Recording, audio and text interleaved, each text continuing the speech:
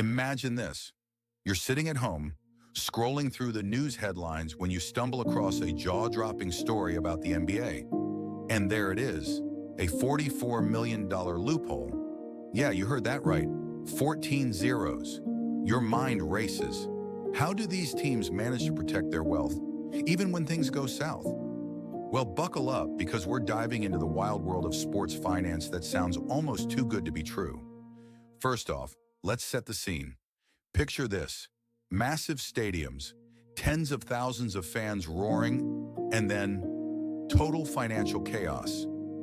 Teams in the NBA have had their fair share of ups and downs, but while some flounder, others thrive. So what gives? It's all about strategic maneuvering, my friend. Spoiler alert, it involves some clever legal loopholes that keep these athletic giants afloat even when they hit bankruptcy.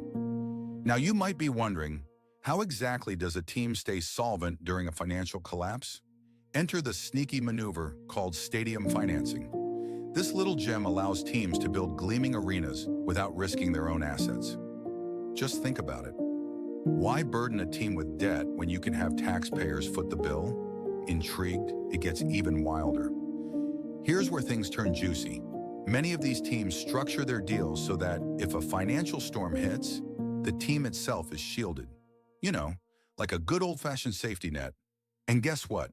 They slam dunk their way right out of any messy lawsuits or bankruptcies that would take down a regular business. It's like an exclusive VIP club that only a few get into, and the entry fee is, well, a sprinkle of legal know-how and a keen eye for loopholes. Now picture this too, a stadium that costs taxpayers millions, yet it sits comfortably in the team's pocket. Yep, the teams are the designated winners here, while the taxpayers are left scrambling. That's where it gets sticky, because on one hand, you've got a vibrant community venue, and on the other, a massive loophole that benefits a select few. The question everyone's asking, is this really fair? Or is it just the nature of the game? But then wait, don't go anywhere, because here's the kicker. We're about to peel back another layer. Some franchises don't even stop at just one stadium. Nope. They push the envelope, setting up multiple revenue streams that basically generate cash like there's no tomorrow.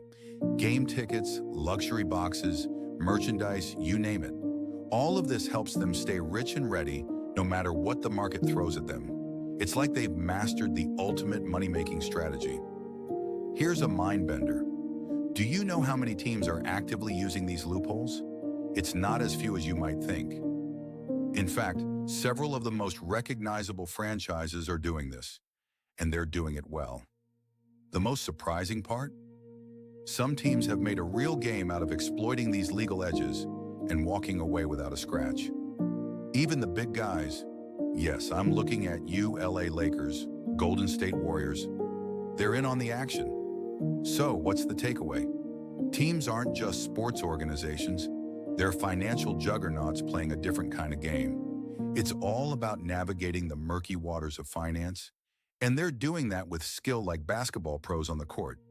They've turned a once simple game into a full-blown financial strategy that keeps them thriving, regardless of what happens on the hardwood. By the way, have you taken a moment to think about your favorite team? How do they fit into this picture? Can they weather their storms, or are they hanging on by a thread? It's wild to think about the behind-the-scenes action that shapes the teams we love. And here's the twist. The more we dig, the more we realize. This strategy isn't just for the big leagues. What if minor teams adopted it too? What if every small market team started using these tricks?